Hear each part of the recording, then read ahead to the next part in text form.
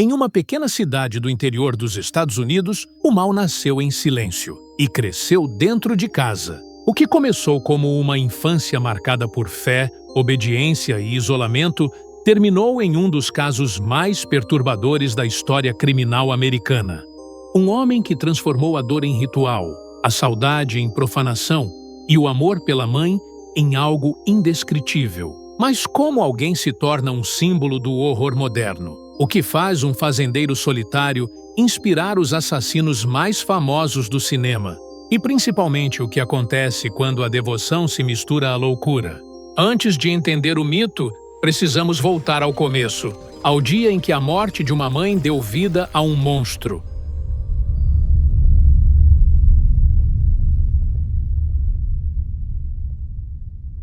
Antes de começar, a gente se dedica a trazer histórias complexas e reais como essa. Então, a sua inscrição e o seu like são a nossa forma de medir se estamos indo no caminho certo. Edward Theodore Gain nasceu em 27 de agosto de 1906, em uma área rural de Wisconsin, nos Estados Unidos, em uma comunidade de regras rígidas e religião opressora. Sua mãe, Augusta Gain, era muito autoritária e extremamente religiosa. Ela acreditava que todas as mulheres, exceto ela, eram pecadoras tentadoras e influenciadas pelo diabo. Augusta lia para os filhos todos os dias trechos da Bíblia sobre pecado e castigo, criando-os em um ambiente de medo constante. O pai, George Philip Gain, era um alcoólatra violento. Ele constantemente fracassava em todos os seus trabalhos e era sempre humilhado por ela na frente dos filhos. Na casa, o pai representava o fracasso moral e a mãe era a voz de Deus. Quando a família se mudou para uma fazenda isolada de 190 acres, a infância de Ed virou uma rotina de muito trabalho, ensinamentos religiosos e solidão. Proibido de ter amigos, ele cresceu preso ao mundo criado por sua mãe. Ed ria e falava sozinho o tempo todo e parecia viver em uma realidade diferente. Os professores o descreviam como um menino quieto, que tinha risadas e respostas estranhas. Algumas pessoas se lembravam dele como um coringa rural.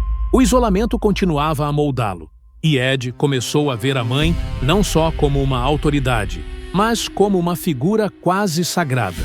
Anos depois, mais precisamente em 1940, seu pai veio a falecer, e logo depois o irmão mais velho, Henry, começou a se revoltar. Ele criticava a devoção exagerada de Ed à mãe e tentava avisá-lo sobre o fanatismo dela.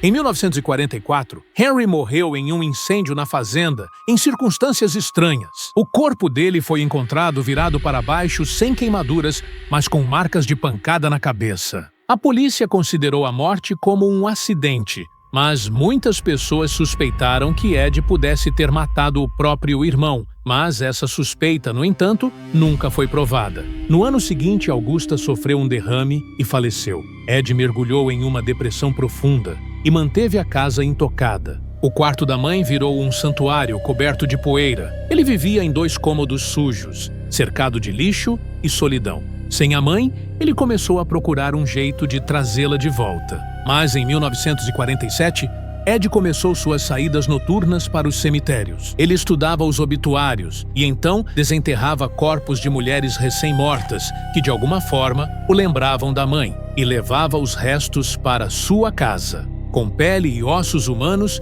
ele deu vida a um inventário macabro: cadeiras, tigelas, máscaras e, o mais grotesco de tudo, um traje feito de pele feminina. Era um ritual de transformação doentio. Ele queria se fundir com a Augusta, se tornar a própria mãe através do horror.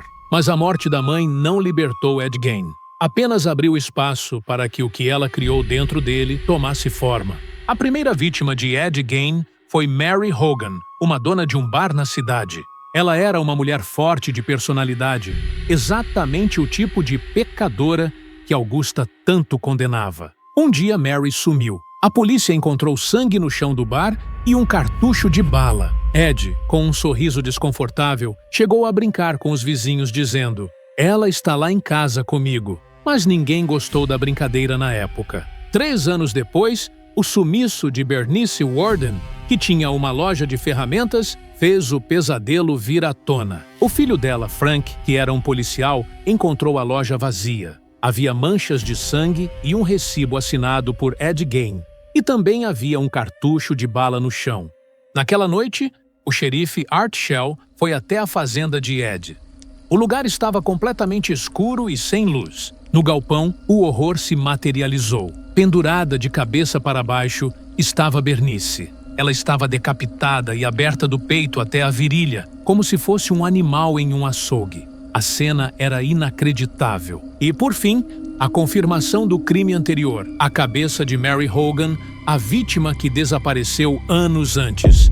É horrível, além de qualquer coisa possível, declarou o xerife, chocado. Ed foi encontrado jantando tranquilamente na casa de um vizinho. Ele foi preso sem oferecer resistência e confessou que roubava corpos e usava partes humanas para tentar sentir a mãe presente. Durante o interrogatório, o xerife Shell não aguentou a repulsa e perdeu o controle, batendo a cabeça de Ed várias vezes contra a parede. Embora a confissão de Ed tenha sido anulada por causa dessa brutalidade policial, as provas encontradas na fazenda eram fortes demais e irrefutáveis.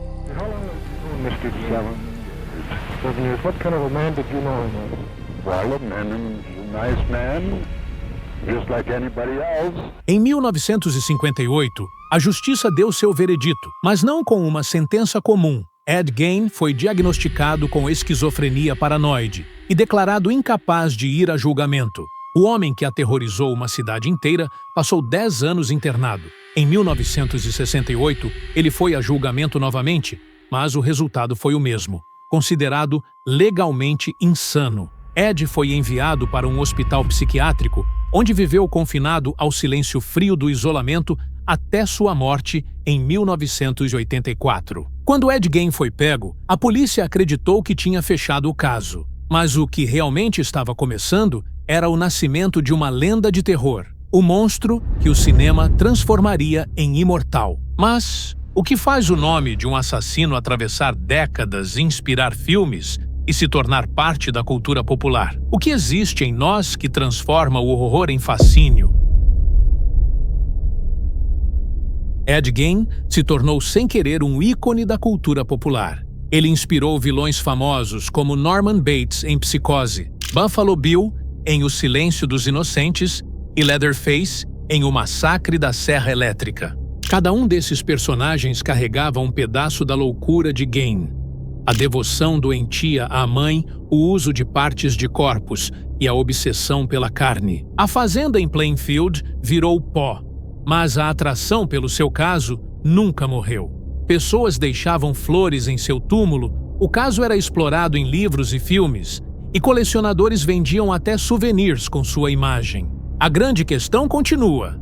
Foi Augusta quem criou o monstro? Ou ele já estava lá dentro de Ed desde que ele nasceu? Até onde somos moldados pela maneira como fomos criados ou pelo que já carregamos em nós desde o início? O próprio narrador do caso concluiu com uma frase que ecoa até hoje: "A maldade faz parte do ser humano." Nos seus momentos finais, Ed Gein estava tranquilo e em paz com enfermeiros que o viam como um homem calmo e agradável. Mas o silêncio de Plainfield ainda ressoa. Não porque queremos nos lembrar dele, mas porque precisamos lembrar até onde a escuridão do ser humano pode chegar.